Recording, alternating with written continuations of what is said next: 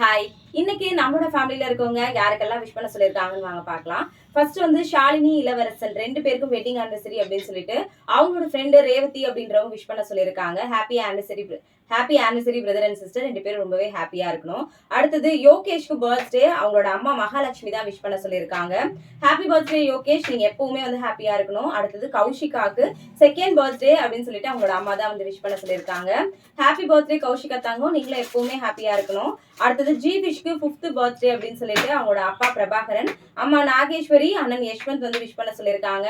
Happy birthday ஜிவிஷ் தங்கம், நீங்களும் எப்பவுமே வந்து ஹாப்பியா இருக்கணும். அடுத்தது புஷ்பவல்லி அப்படின்ற ஐடியில இருந்து நேத்து கமெண்ட் பண்ணிருக்காங்க, என்னோட பொண்ணுக்கு நேத்து பர்த்டே அப்படின்னு சொல்லிட்டு பிலேட்டட் பர்த்டே விஷஸ், நீங்களும் எப்பவுமே ஹாப்பியா இருக்கணும். அடுத்தது மேனகாவுக்கு பர்த்டேன்னு சொல்லிட்டு அவங்களோட சிஸ்டர் ரூபா தான் விஷ் பண்ண சொல்லியிருக்காங்க. ஹாப்பி பர்த்டே சிஸ்டர், நீங்களும் ஹாப்பியா இருக்கணும். அடுத்தது அபிராமி சிஸ்டர் மதுரையில இருந்து நம்மளை பார்த்து தான் பிரம்ம முகூர்த்த பூஜை பண்ண அப்படின்றத வீடியோல சொல்லியிருந்தாங்க. தேங்க்யூ. மறுபடியும் நாளைக்கு பார்க்கலாம்.